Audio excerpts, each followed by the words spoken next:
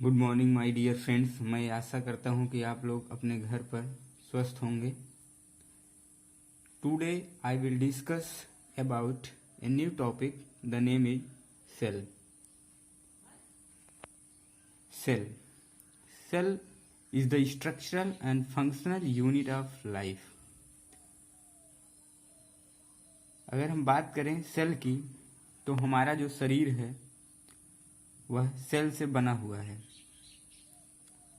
हम जानते हैं all living beings are made up of cell.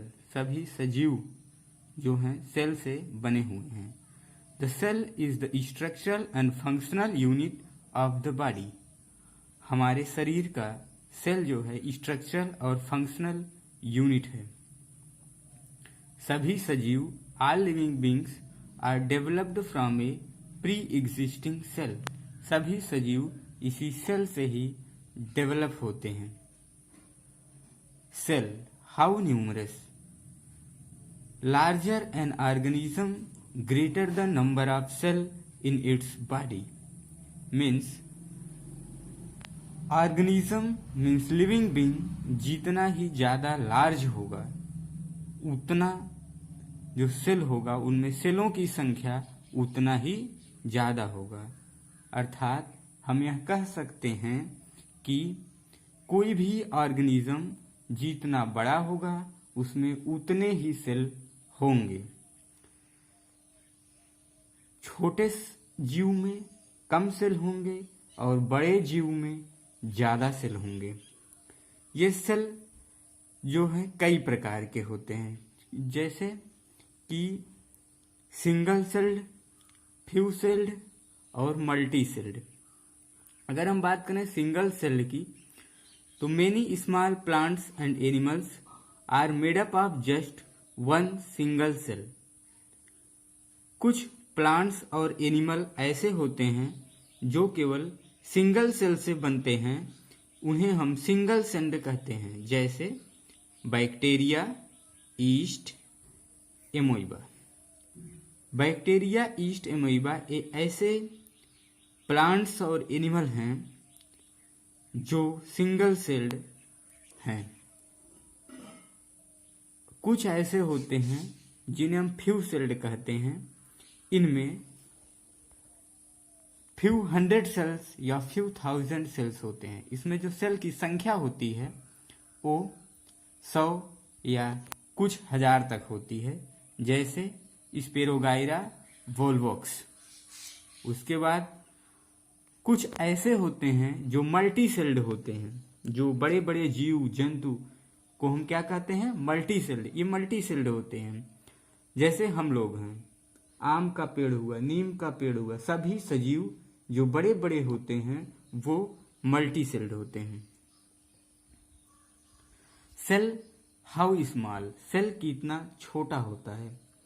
Cell की अगर हम बात करें तो इसे हम अपने नेक्ड आई मतलब नंगी आंखों से नहीं देख सकते हैं। इसको देखने के लिए हमें माइक्रोस्कोप की आवश्यकता होती है। Smallest cell are certain bacteria, red blood cell in the human body. Smallest cells are certain bacteria. Smallest cell जो होते हैं वो कुछ बैक्टीरिया होते हैं, और red blood cell in the human body.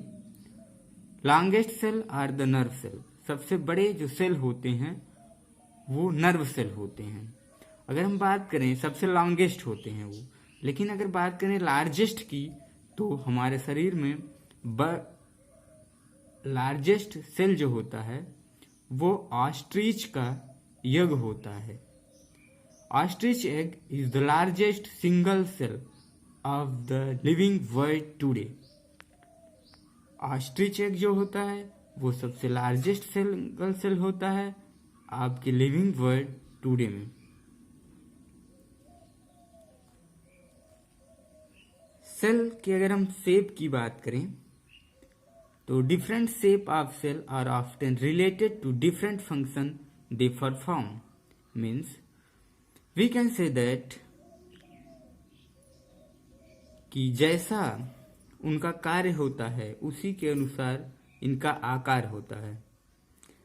Human red blood cell are circular and biconcave, means मानव का रेड ब्लड सेल जो होता है उसका आकार सर्कुलर एंड बाइकॉनकेव होता है, जबकि इसी के वजह से they can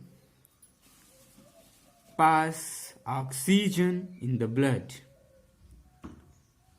whereas white blood cell are amoeboid.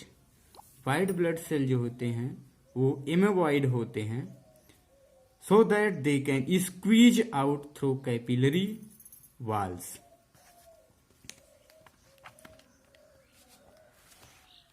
After that, nerve cell are long to conduct impulse from distant part of the body to the brain and vice versa.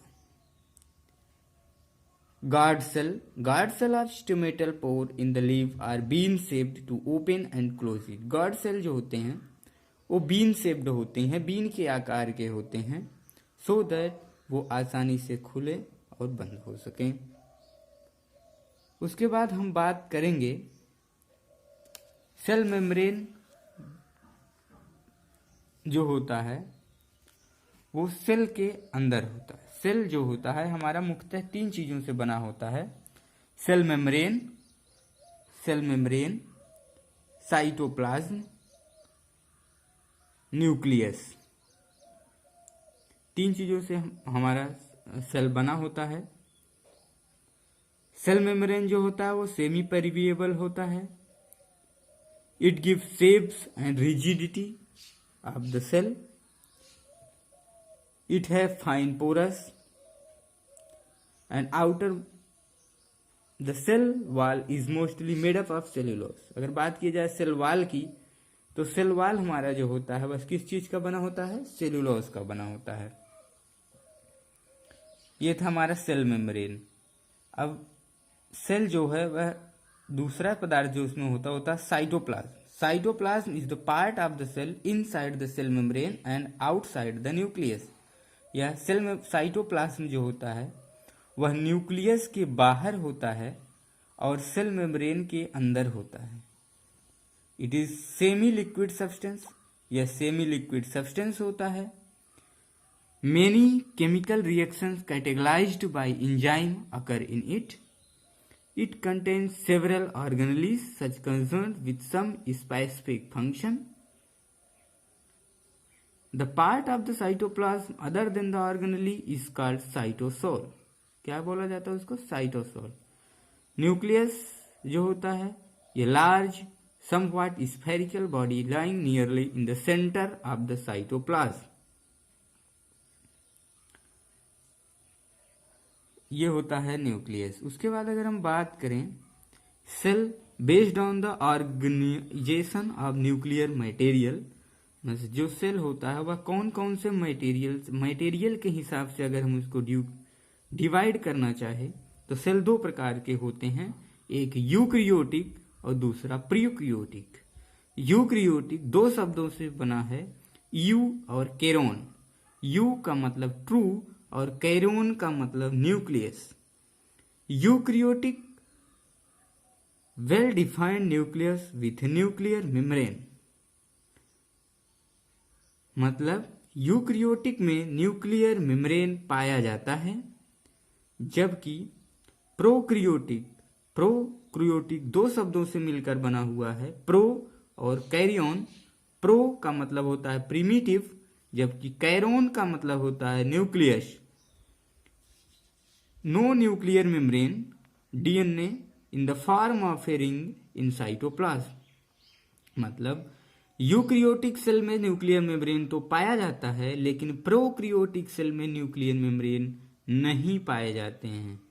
इसमें DNA होता है रिंग के रूप में cytoplasm के अंदर. Example bacteria. Thank you.